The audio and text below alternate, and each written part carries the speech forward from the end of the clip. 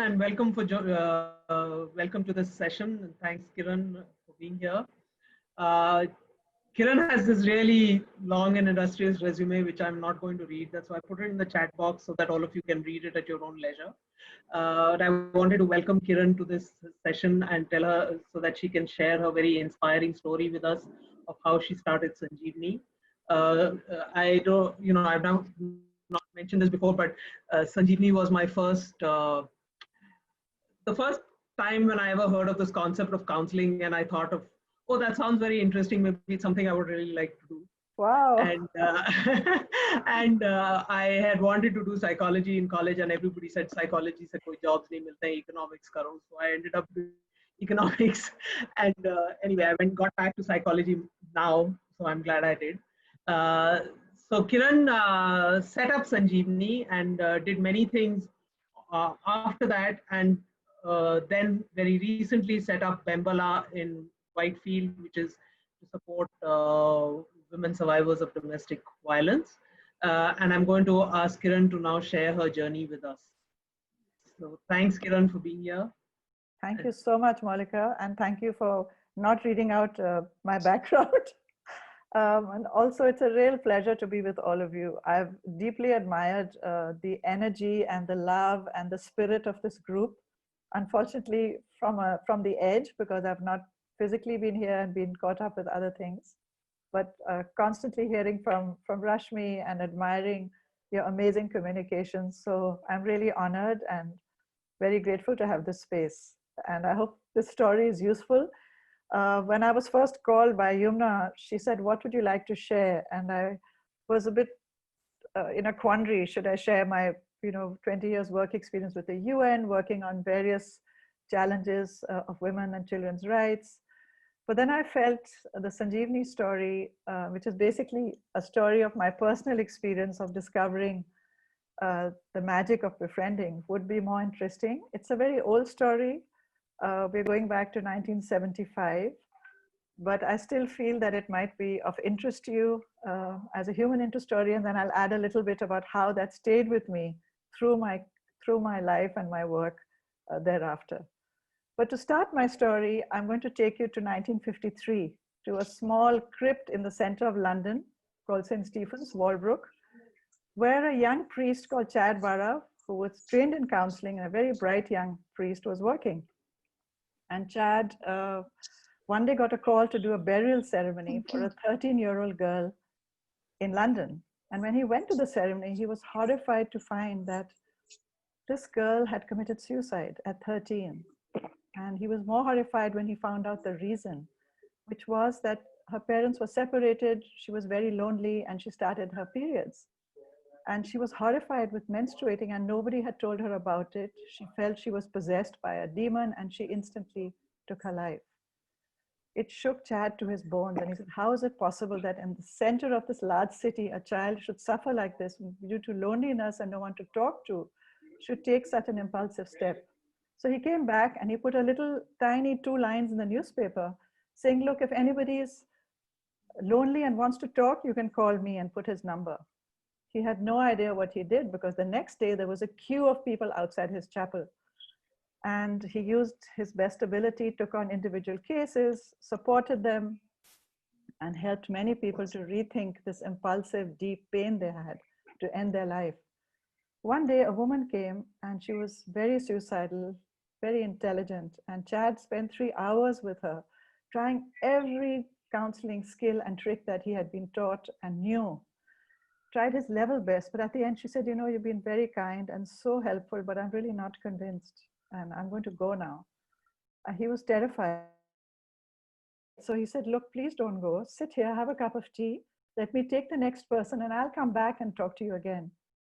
And he got busy with the next people. An hour and a half later, when he came out, he found this lady was sitting with the chow woman, the cleaning woman, with her second cup of tea, and looked suddenly more relaxed and was smiling. And he said, I'm so glad you're still here. She says, I feel so much better. This lady has helped me find a reason to live, and you don't have to worry about me now. I'm okay. I'm not going to end my life. And Chad was shaken. He was shocked. And he asked her, what did you do? She said, oh, nothing. I just gave her tea I listened to her story, and I just listened to her patiently. So that night, Chad didn't sleep, and he realized that there are skills in ordinary people, the skill of listening, the skill of being empathetic, of being able to understand how another person feels. And so it was a lesson in humility, but also a real awakening for him. And he put another ad in the paper and said, anyone who has time, who thinks they're a good listener, please come and help, because we have too many people here. And that's how the concept of befriending was born. And to jump forward, very soon, many centers, he called it the Samaritans, many centers opened across England. And very soon, the concept of befriending traveled to Europe. And in 1975, Chad came to Delhi. And that's where my story starts. I had just finished my master's in social work. I went for my intensive training to Nimhans right here in Bangalore. I was horrified because I worked in the closed wards and I had never seen such extreme mental illness, the way people were treated, the absence of care and individual attention in a closed ward. And I was really perplexed that why should human beings end up like this? I'd had a very comfortable upbringing, wonderful years in LSR, intense 2 years of training in my master's, where I'd worked in many different areas of social work. But this was the most intense and painful. And at that time, somebody gave me a book called Samaritan in the 70s. And it was Chad's own autobiography, which accounted this experience and how he'd built up the Samaritans. I came back to Delhi and I was applying for further education abroad. I was with my parents. And I get a call from my professor and she says, Kiran, you have 3 days to spare. I have this old guy coming and he needs someone to show him around, to take him to hospitals and speak to the School of Social Work. Would you be available? I said, sure, ma'am, who is it? And it was Chad Vara and I had his book in my hand. So there must be some karma there. I spent the next 3 days with Chad intensely, accompanying him, listening to his talks. He addressed a group of my batchmates who all of us had just graduated. And on the third day before he left, he says, I said, look, we really need a center like this in Delhi. This is what people need to stop them from taking any extreme step, from breaking down, from getting worse. Timely, appropriate intervention. It was so crystal clear. And he says, well, why don't you start a center? And I said, Chad, are you kidding? I'm 21 years old. I have no experience. I've just finished my master's. And he looked at me and he says, you can do it and I'll help you from England. Write to me. And he left. And I didn't sleep. I was completely smitten by this idea. I went to my parents and I said, I want to start a Samaritans in Delhi. My father thought I was crazy. He said, look, this is not the time. How will you do it? I said, I have no idea. Where will you do it? I said, I don't know. He said, do you have funds? I said, no. He says, look, you can't do this. But I was adamant. I cried. I protested. On day 3, my mom supported me. And we went back to our small group of students, 7 of us, my colleagues who had also met Chad. And we said, let's try and start a center. I'm talking about 1975. It was the emergency. Indira Gandhi had shut Delhi down. There was complete control by the police, a terrifying atmosphere. We had no idea how to start. So we started walking the streets of Delhi saying, how do we find suicidal people? And we began with the hospital because at that time, fortunately that has changed now, every suicide was a criminal offense. Did you know that? That if you attempt suicide, and you survive, you are punished by law. You're taken by the police and you're accused of a crime. And if you die, then people cry for you. So we tracked every MLC, medical legal case, from the central registration in the hospital to the different wards, to the ICUs, to the burnt ward, to the people who'd cut their wrist or tried to hang themselves or taken poison. And we would be there when they'd wake up. And that's probably the worst moment. Monica, who's worked with suicidal people, would agree. The moment when a person wakes up and finds that they've even failed to kill themselves effectively, that they're not dead. They wake up in pain, they wake up in shock and in grief, and facing them are angry, disturbed, shocked family, the police waiting outside to get a statement.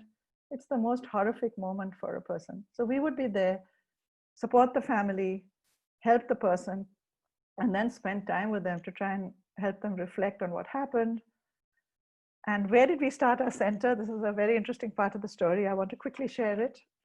Chad had stayed at the Gandhi Peace Foundation, which was set up by JP Narayan, who many of you from that time would know was leading the largest opposition against the Congress. All of them were in jail.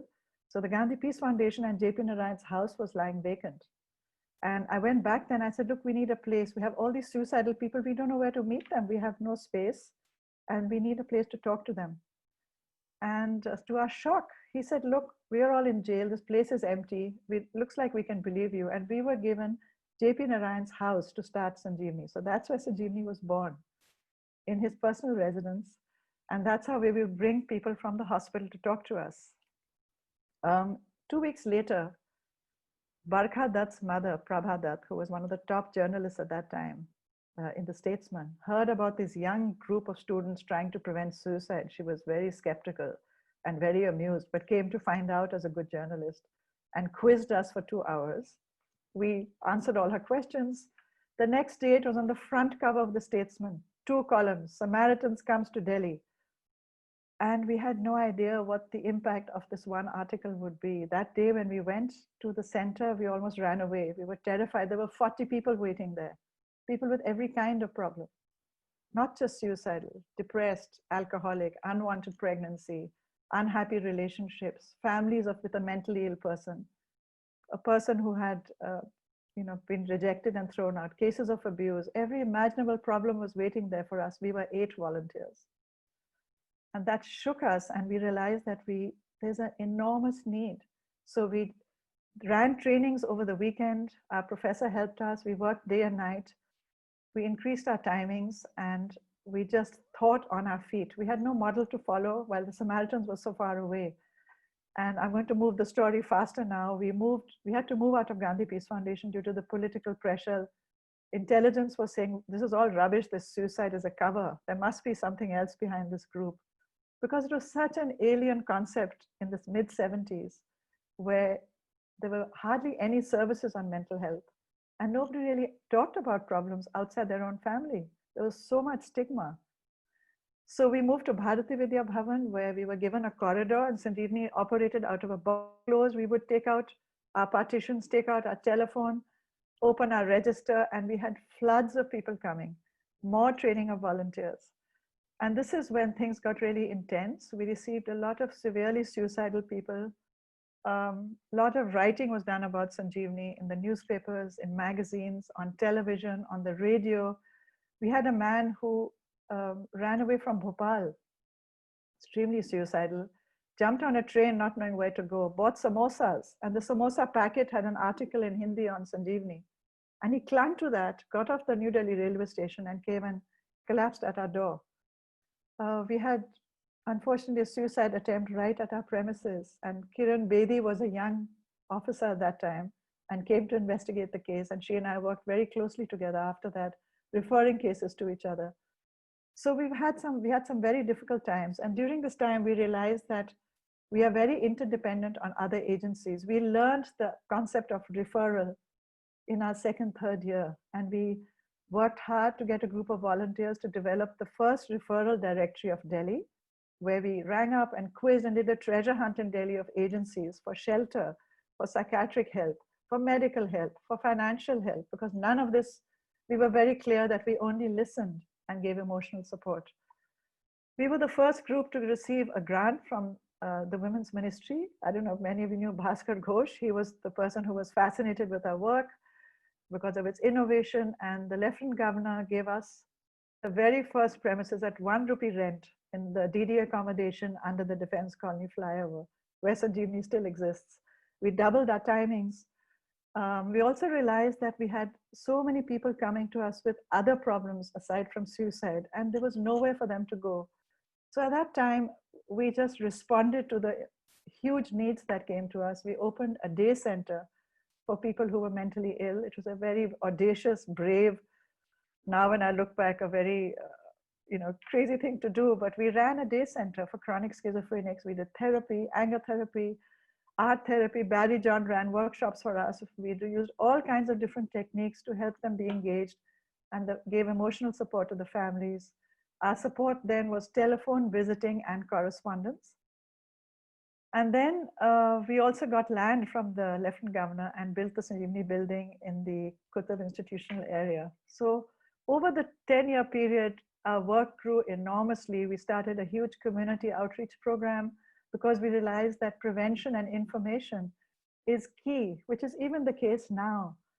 We need to go out and we talk to students, we talk to teachers, to lawyers, to the police, to doctors, to nurses, did intensive half-day, 1 hour, 1-day workshops, whatever they offered, telling them that it's okay to have a problem and it's okay to talk about it. And if you talk about it, you'll not only help yourself, but it will help you for the longer run. We talked with families on how to listen and give support, how not to be judgmental, how not to give advice. So these were issues we learned on our feet. And all through this, we worked with an amazing team of volunteers who came from every walk of life. We had students, doctors, rich housewives, lawyers. We had a poor shopkeeper. We had a whole range of men and women, but we had a very strict selection criteria, a rigorous training, and very, very particular about mentoring every single person. And the reason for that is that as sensitive human beings who care and are good at listening to others, we also are vulnerable. And in our training, we would tell our volunteers that at any time you can be on the other side, and any time you could face a crisis, you could go through a difficult time where you need support, and that's okay. So our training included self-reflection and very close monitoring. Nobody was left alone, which I think is a key principle in doing voluntary work in this area. It's not something you should ever do alone because we are human beings and because the borders are so transient and because human nature is so sensitive. After 10 years, when the building was started, I realized that I was completely worn out to the bone. And I had learned many lessons in this process. I was very proud of what our team had achieved, but I also had to make a very difficult call to move on so that I could help. I felt the urge to help start other groups, to take these lessons out. And so, although this was my first baby, I left and we started Sumetri in Delhi 6 months later, which using a lot of the lessons we learned from Sanjeevani. Sumetri is also a walk-in center, also free. It's still very much running, and Sanjeevani was taken over by the group that was there. It continues to run today, both the centers. They continue with the day program with a lot of training. So it was good to see 40 years later how well it was doing. After Sumetri, I was also the Asia representative for Befrienders International, which was the international group to support these services in many other countries. And I helped support Sneha in Chennai. And then we moved to Nepal and I helped Sati, which is a women's group in Chennai, to start its first crisis center, which has now become a big shelter for women. After that, I used a lot of this training into my work on gender. And I realized that this has been the core of all my work. Those 10 years, I haven't had time to mention, but it was the time that the women's movement in India was developing. The Dowry Act was there, the Rape Act came. There was a lot of anger about violence against women. A lot of the activist groups were in the front, agitating and advocating. And we worked closely in handling the psychological and the emotional support to survivors of violence, to the members of these groups. And that helped me realize how much women suffer. And that is the base of my interest and commitment of working on gender and women's issues. So in Nepal, I got involved in a lot of grassroots work. I was there for 15 years.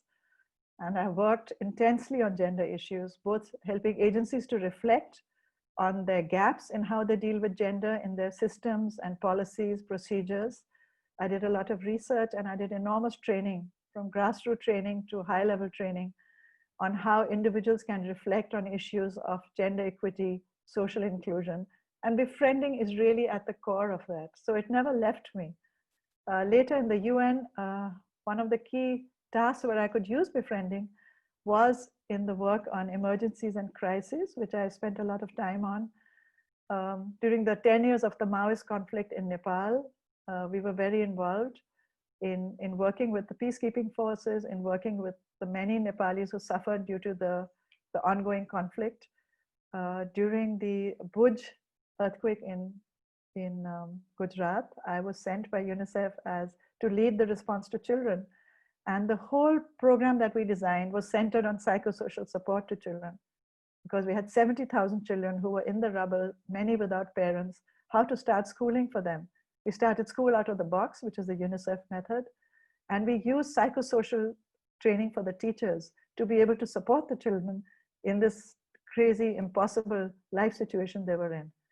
In the Pakistan earthquake in 2005, I was in Muzaffarabad working with the mullahs and the camps. And there again, we use the concept of active listening for them to understand women's concerns, because they had no clue. But this is a skill that is useful in any walk of life, that is central to how you are able to relate and understand and empathize with other people. In the tsunami, I want to quickly give that example.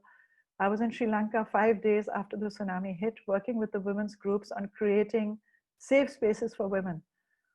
And we found thousands of women faced enormous abuse, having lost their homes, lost everything. And the way we could reach them when they broke down and shared their pain was through empathetic listening, was through ongoing emotional support and setting up safe psychosocial spaces for them. It worked wonders, and the same model has now been taken to Myanmar during the war and to many other conflict and disaster sites as a first-line response to women and children in a disaster or in an emergency.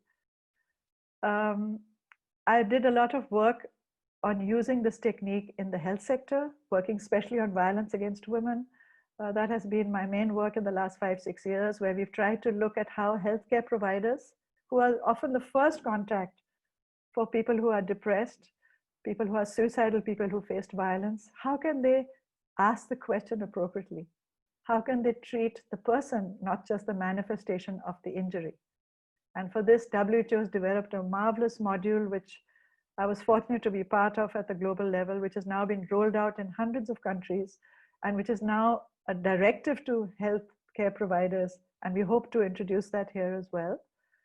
Bembala is based on exactly the same principles of befriending. And there are about 15 NGOs in India now, which are part of Befrienders International, which offer and use this methodology to be available through helplines, through face-to-face counseling, through correspondence to people who need help. Not just suicide, but several other aspects. And remember that suicide is a final cry for help. So people may reach you well before, and if they receive appropriate timely help, they may never reach the stage of having to consider that option. So I'm not sure, Malika, if I've crossed my time limit, or if no, not at all. Not at all. If I should stop now, or if you all are still listening and still interested, I'm not sure. Is it? Oh yes, absolutely. I mean, such a absolutely inspirational story.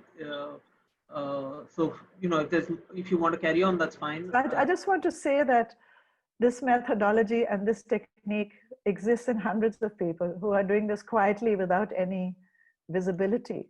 There are those people who will sit next to you in a bus and who you will pour your heart out to, and those who you would turn to first in an emergency, even though you don't know them very well. So this is a quality which is largely existent, and I think our task is a very important task, is to find it, to tap it, to help them realize the value. You know, people say you don't pay your volunteers, they're giving so much time, they're coming from so far. You even make them pay for their transport and their tea. We had no money at all. And we tell them in the training that, look, you're getting an enormous gift, an invaluable gift. And that's the gift of having the opportunity of deeply engaging with another person, of deeply sharing a part of their life, which they've probably not shared with anybody else. And being the sounding board, being the mirror, being the reflection through which you see them rediscovering their own strength. You experience them changing and finding ways to address something where they thought they could never find it. That experience with every single person gives you immense joy. It also gives you so much insight into yourself. So not only are you helping somebody else to grow, but you grow so much yourself. It teaches you so much about your biases, about assumptions that you had, which were all wrong, about messages which you've inherited, which you need to work and get rid of. It teaches you about the whole magic of relationships. And it teaches you about processes, interpersonal processes being dynamic and not static. And that if we've created them and they're in a mess, we can recreate them and change them. So that's the beauty of befriending. The term is not important. It's active listening. It has many names. But the beauty is to recognize that you can do this. One last point I want to make is that there are lots of people who have time and who don't know what to do with it. There's so many individuals who are blessed to have everything in their life, but are looking for something where they can express their passion, where they can feel that they're contributing to the greater world. And there's also an enormous gap in our mental health services. I'm sure Monica and others will verify this. You know, India and at scale, we have such a minuscule number of mental health professionals, it's embarrassing. And there's such little understanding that mental health is as normal as any other part of your health. So many of us can play a role in becoming active communicators, in becoming active listeners by receiving basic training and being part of that whole paraprofessional force that can play this intermediary role in creating awareness, in providing timely support, in being there when people need you in your family, your neighborhood, through a center, and in connecting with others who are doing that. Because remember, no one agency or one person is sufficient to solve a problem. We need a network, a safety net of agencies that together can provide a person the support they need, depending on the seriousness of that support. So I think that gives a lot of scope to so many people who are looking for things to do. It calls for a commitment. It's a commitment to yourself, to look inside yourself and rediscover yourself, and a commitment to be available to others. I think I'll stop here. Thank you. Thanks, Kiran, for that lovely insight into your journey, which is really inspirational, and also for highlighting what what each one of us gets out of being involved in this process at a very personal level. And before we go into really talking about what is it that each one can do in being a deterrent to people who are contemplating suicide, I just wanted to touch on something that kind of struck me in your story.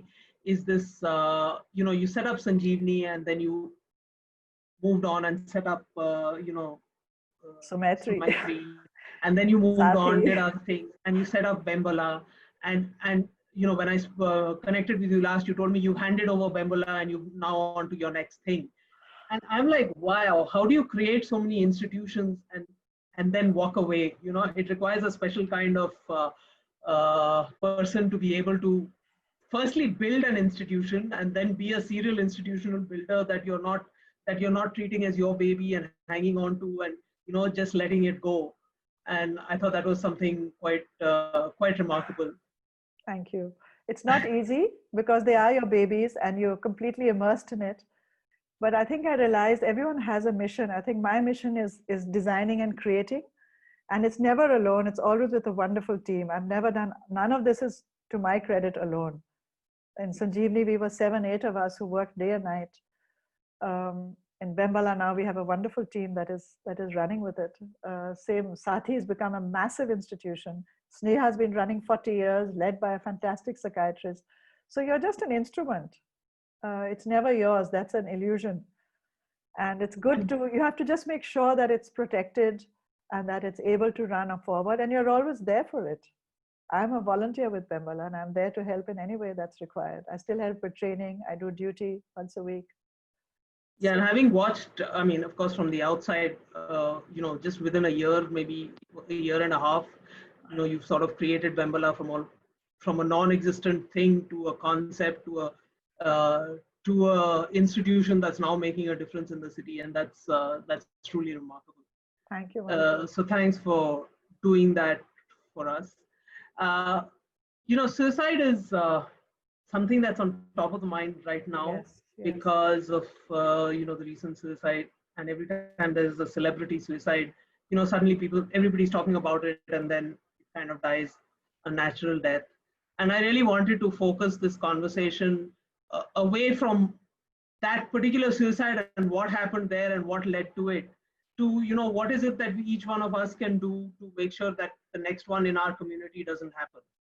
And so I just wanted to maybe you can talk a little bit about what are the common myths that are surrounding you know Sure. Would you like to talk about it? Do you want me to? yeah. Go ahead. So can you see my screen? Yes, absolutely. This is a really good visual, Okay. Malika. I'm so glad you shared it. I love this visual. Yeah, I saw it on WhatsApp a few days ago, and I'm sure many of you have also received it. Can I tell you the And history? It's from a counseling suicide center in Singapore, and yeah, they use it as their sign because it shows the how people say I'm fine, but how do we look behind? And if you turn it around, right, it says save me. It's a right. brilliant thing. Yeah. Yeah. So I think the number one myth is the fact that somebody who's suicidal really wants to die. Right. The reality is that it is a cry for help, Absolutely. and it is up to us to be able to hear that cry. So like Kiran said, this visual is basically, one part of it says I'm fine, but if you turn it around on its head at 180 degrees, Yeah. it actually reads as baby. And so can we see what is underneath? Can we see what's behind? Can we see what's not said in all of this? So there's several other myths that surround the concept of suicide. And the first one is that discussing suicide will make the person move towards it. And we are fearful ourselves of kind of mentioning the word. And I myself, being a therapist, I myself am so surprised that in the therapy room, when you put it on the table and you upfront ask somebody, have you ever contemplated self-harm? It's really surprising to me how many people say yes. And if you don't ask them about it, it would never come up. I would agree with you, Malika. Thank you for highlighting that, because again and again we teach in our training how to ask the question, and it's more our fear of how to ask. There's so many ways we can ask it, so many positive, constructive, non-threatening ways we can ask the question. Yeah. And even now, I mean, having asked the question many times, there's still a little voice in me saying, do you really want to go there? When I'm up asking that client, and there's almost this, I'm almost like keeping my fingers crossed that they don't say yes. So there's something about suicide that really touches a very raw nerve in us. The other thing is the belief that it's an irrational act. It appears irrational to everybody around, but from the point of view of the person who is suicidal, it is quite, they've really thought about it a lot, and they have a very rational explanation for it. Those who threaten suicide don't do it is again a common myth. Absolutely. That people think they're just joking, they're saying it only to get attention, they're doing it only to get attention, so why should I pay that attention? The question we should be asking ourselves is, why do they really need to say that to get our attention? Are we not giving them the attention that they need or the attention that they deserve, really? Right. Once suicidal, always suicidal, and that's not true. The person who's suicidal, it's a phase, it's a distressing moment, it's a dark period, and you can help them out of it. Absolutely. Again, there's the myth that people are mentally ill. It's only caused by people who are mentally ill. I mean, some people with mental illness have a larger tendency to do it, but that's not the only reason. Children, and we need to be careful of this. We think that children don't commit it, but I'm sure all of you have seen enough and more in the news about how children do contemplate it, and it's important for us to pay. If children are giving us those signals, it's important for us to not regard them as attention-seeking behavior, but to pay attention to them. There is this myth that it's an inherited tendency, that that if you're someone in your family has committed suicide, there is a higher chance that you may do it. To some extent, that may be true, but it doesn't mean that if you don't have suicide in your lineage, that you would not consider it. The other thing is that it's not going to happen in my community. It's Right. something that happens out there with those other kind of people. The reality is, it is happening within us, within our communities, within our homes, and it's happening at a rate that is much more alarming. That is really alarming. I mean, much more than it needs to be. It's not something that people contemplate at the drop of a hat, that it is impulsive, that they just jump into it or jump to it, or that it happens without warning. Most of the time, people give warning signs. It's just that we have not learned how to pick up those signs. And the other really quickly is that a person who attempts suicide and pulls out of it, we think that the danger is over.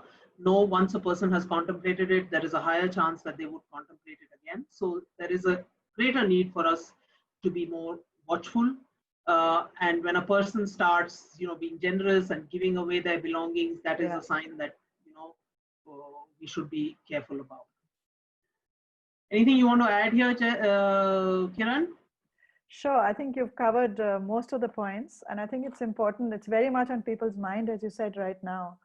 But I remember a person who came to me, this is in Sanjeevani, and he had cyanide in his hand.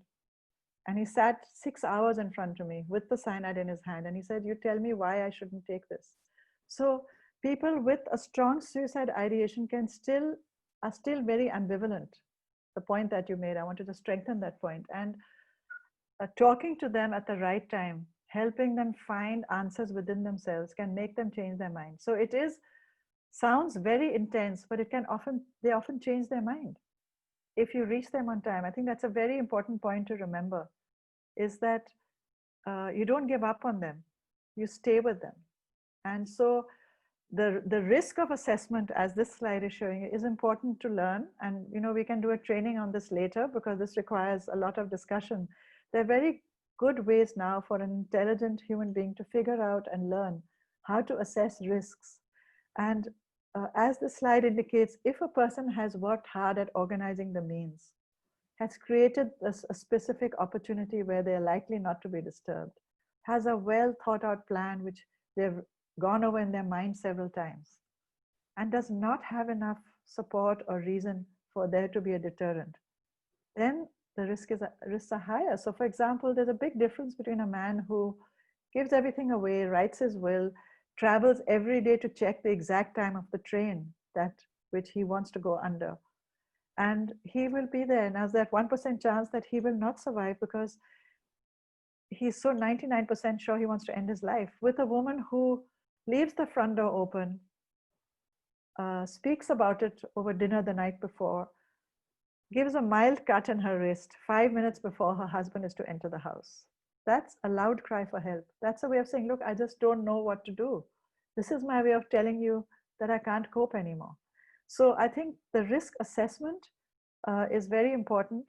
And there are times when the person will need help, will need medication, will need intervention. We will need to talk to the family. There are others when you can simply talk to the person and they will walk out and you have the confidence that they'll be okay.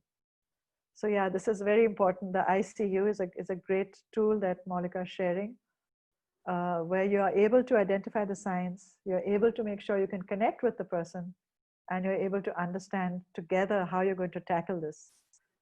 If there's an agreement with the person and they open up to you, then there's so much more potential to seek solutions, whether it's seeing a doctor, whether it's not being alone, whether it's relocating, whether it's having regular therapy, whether it's breaking down with you.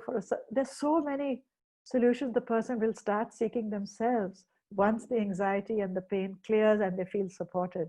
I have experienced this again and again and again. So I don't say this out of theory, but really out of first-hand experience. So there's a lot of don'ts here in red. There's a lot of don'ts, and that might scare you. But some of it, I'm sure many of you are doing spontaneously, instinctively.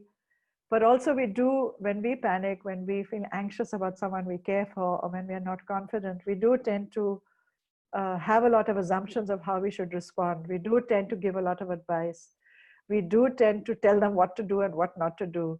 And so sometimes that doesn't work. You have to control your own emotions. There's no use lecturing or blaming. And your staying calm plays a huge role. This sounds like common sense. It is common sense, but it's hard to do at that time when the person actually tells you. It's not that easy because we are relating between what they're saying and what's going on within ourselves. It's also important not to glamorize it and glorify it.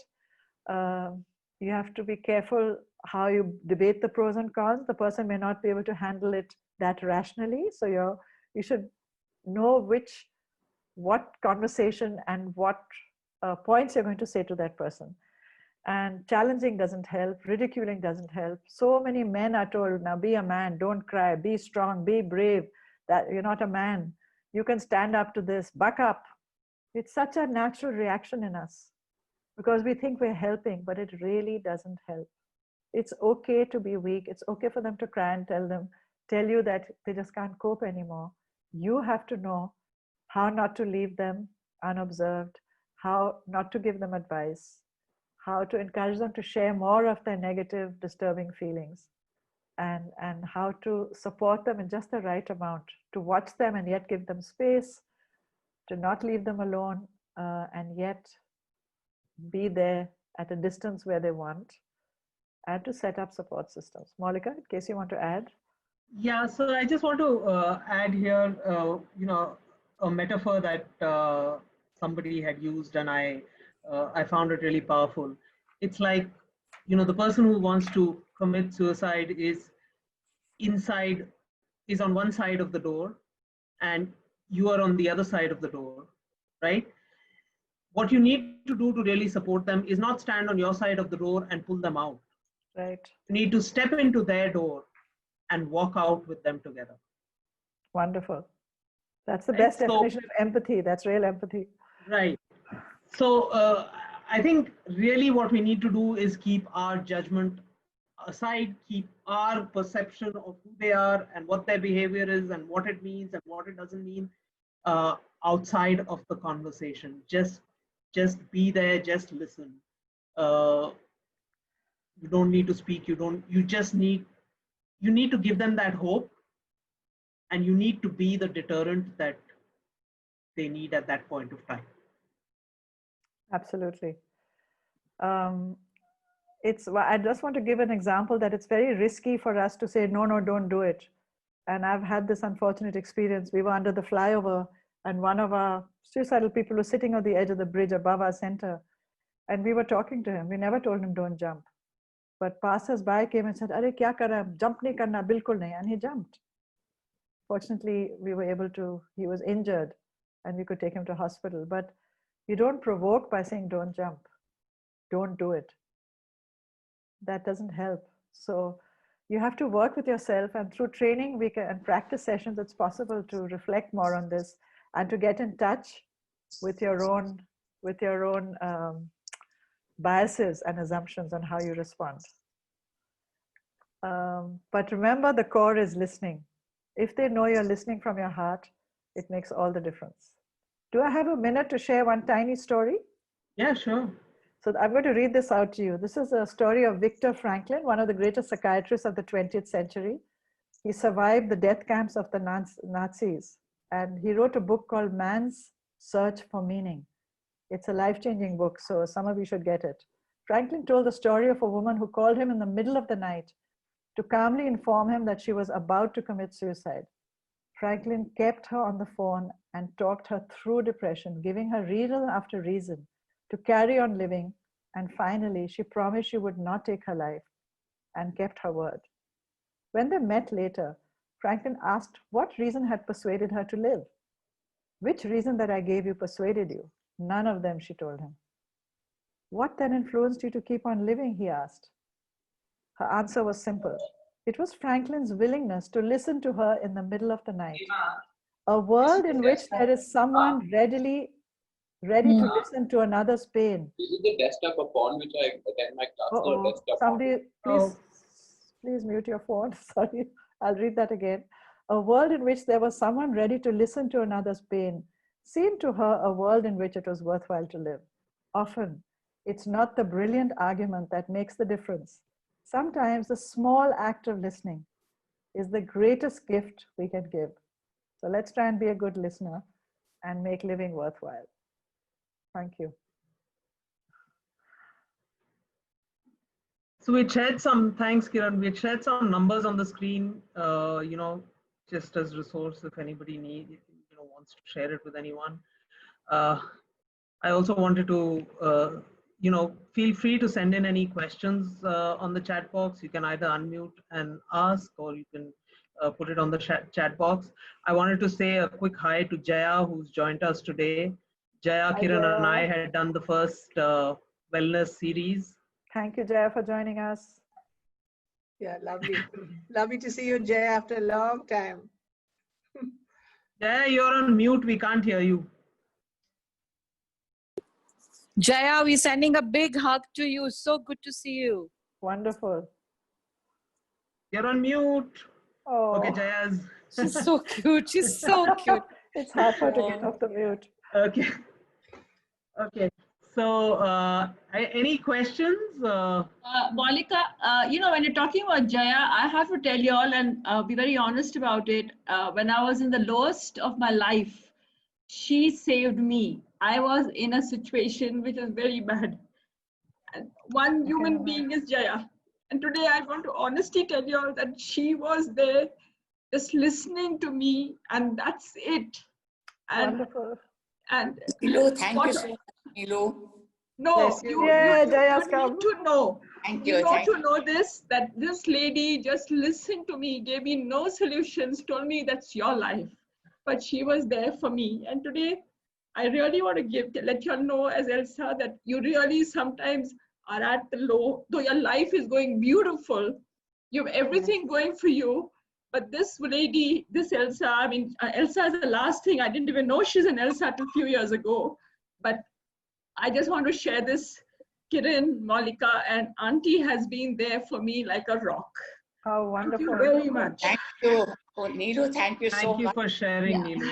Yes. And Jaya is so caring that she called me 2 hours ago to tell me I'm coming specially to listen to you. So sweet. Thank you, Jaya. Thanks, Jaya, for joining. It's lovely to see you, Jaya. Welcome. I want to hug Maulika even though we are not allowed to. And I said that I must go. Wonderful. Thank you, Maulika. Hey, Rashmi. Hi. Hi. Hi. Hi. Great to see you. We'll be in I touch. want to say something, Nilu. Thank you for sharing. And Yes. I think, you are that person today. Look at the number of messages on the chat, frankly, saying how you've been there for people. So I think when we receive something, we let it flow, and it's in great abundance that you are exactly what you said, Jaya, was for you today for so many people. Thank you for sharing. Big hug. I second that. I can say that about Nilu. Everybody from human beings to animals to dogs, cats is always there. So Nilu, all the best. Yeah, lots of love from your Rashmi Mami. I also think the same thing. Thank you so much. But life is so beautiful, but believe me, there are journeys, and I can what Kiran and Malika have been saying. You may seem bad, but I have gone through the worst, and I needed only one person. I have a beautiful relationship with my mother. I have beautiful friends. I have Ishita, who was there with me the worst times. She's also an Elsa here. She's not there today. That girl saved me. Okay, that was one Ishita there who listened to me, and Auntie Jaya was there for me. And I would have I had a baby, but I wanted to just go away. And I have the most beautiful baby, and it was the nicest thing in my life. But today I want to tell you all, and I can't even imagine I went through that journey without these two women.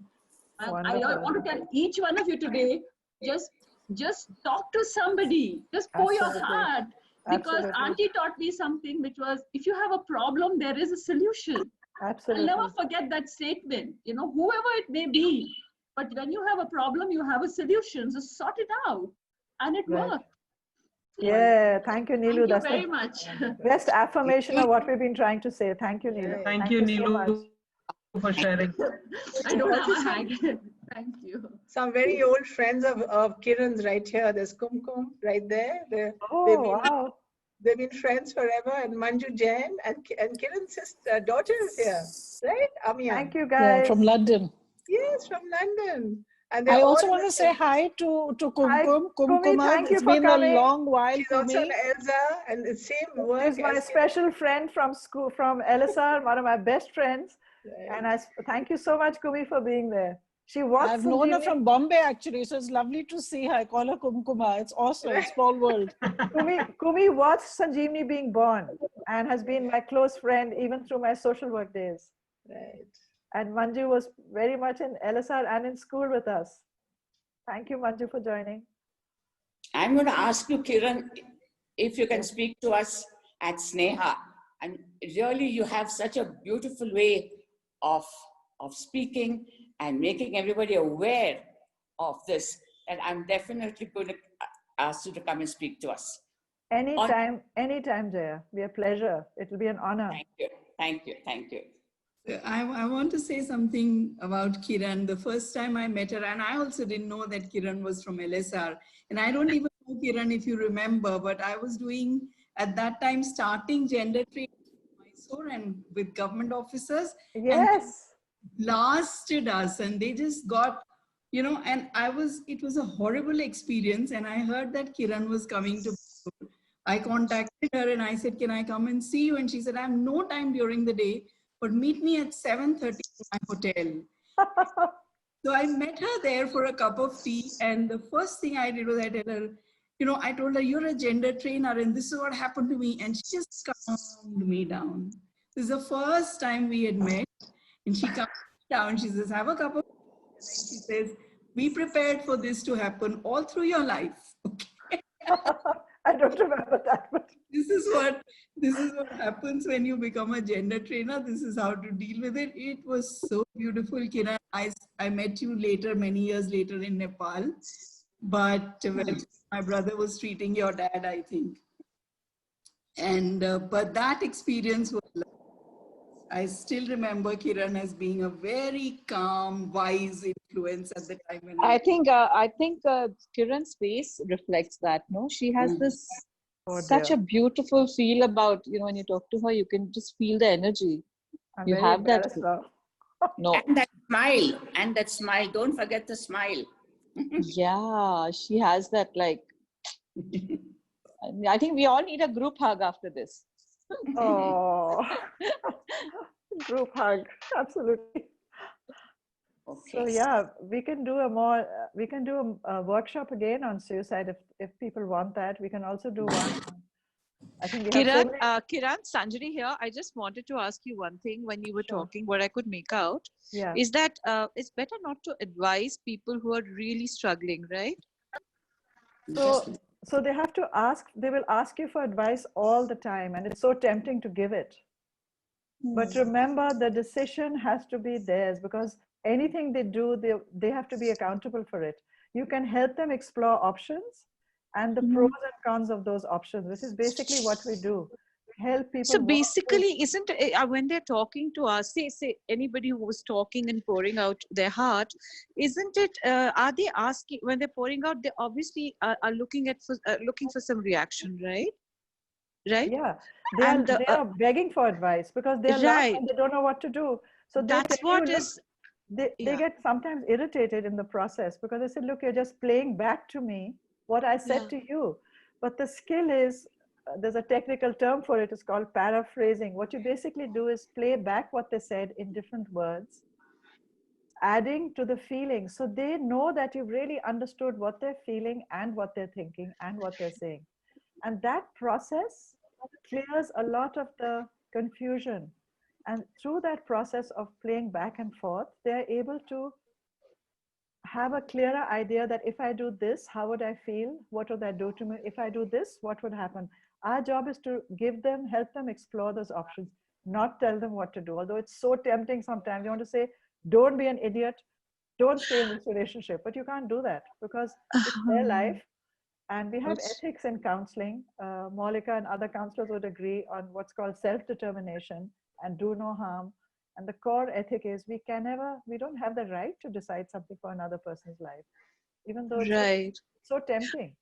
Another thing I wanted to ask is, and which has actually bothered me while I watch some friends, they've met, it's difficult for anyone. I think there's still a taboo somewhere in the society when you say you're going to meet a psychiatrist. So once they meet and they've been asked to take medication, now there's a confusion there. Some people say, stay away from medication, while the other stream says that, yes, it's fine to take it because it kind of calms them down.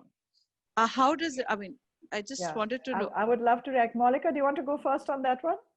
Go ahead, I'll no, only because you're doing active counseling right now. Well, the thing is that the stigma comes from our own biases, right? We think a certain way about it and therefore we stigmatize it. And I've seen even doctors, non-psychiatric doctors, telling their patients, oh, I don't think you should be taking this psychiatric medicine.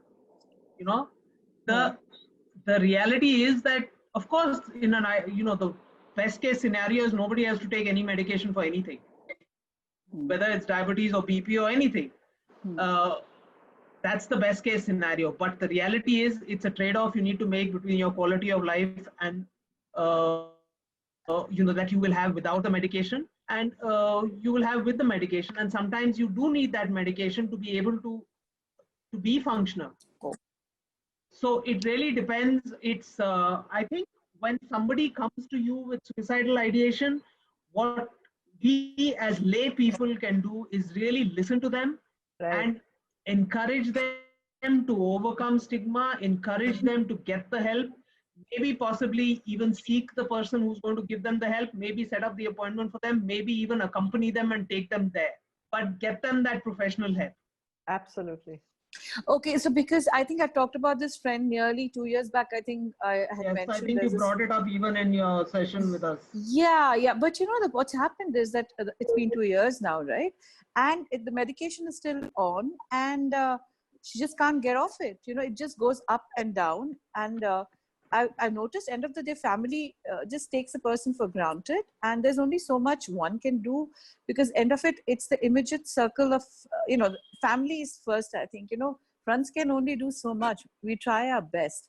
And then she's now got into medication. It's been 2 years now. And she's functional. She's, it's, I don't know. That's why I'm asking you again. But it's what? If she's functional, what's the problem?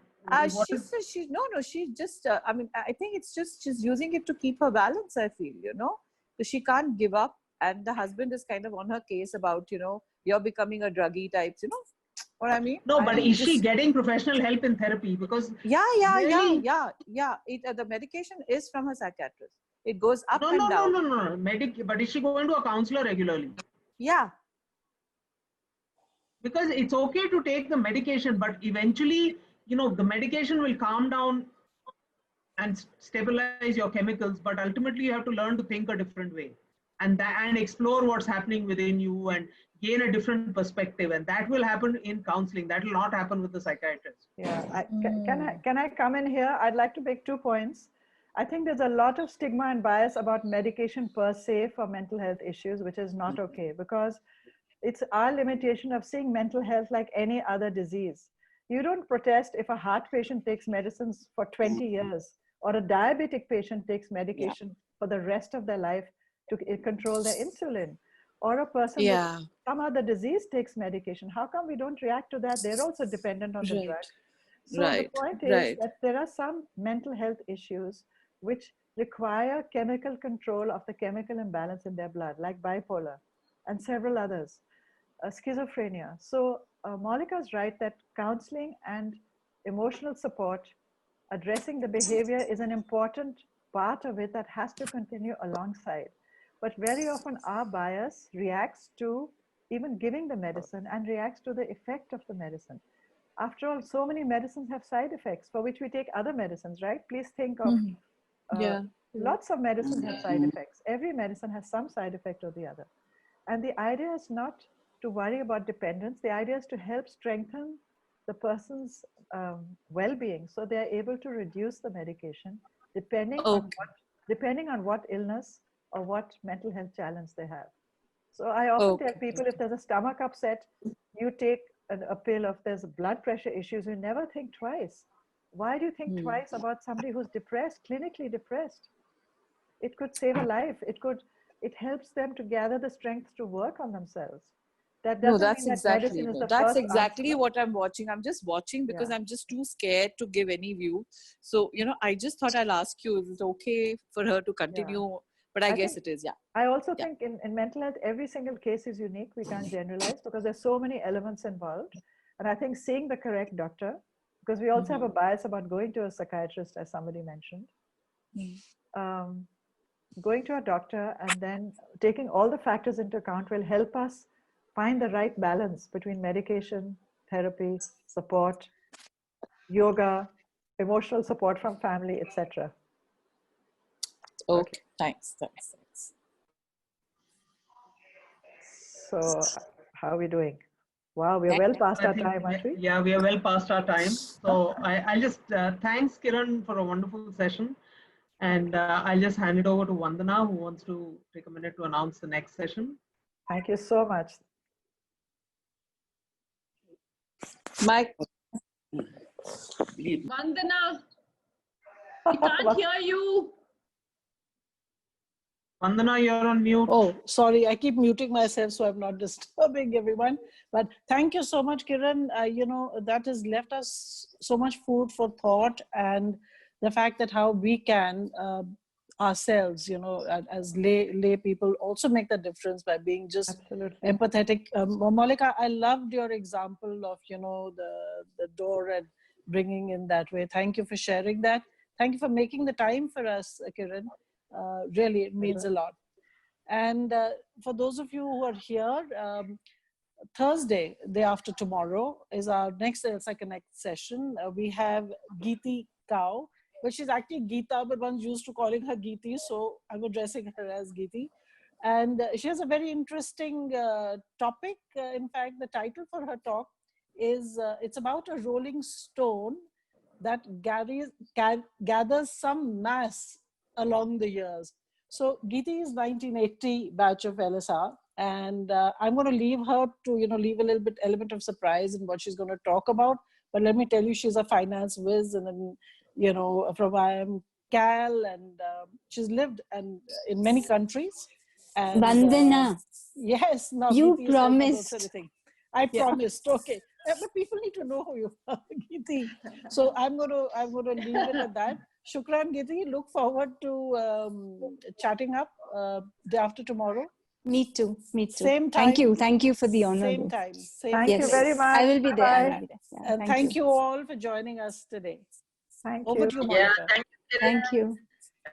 Thank you. It was wonderful. You don't feel like ending the session, Kiran and Malika.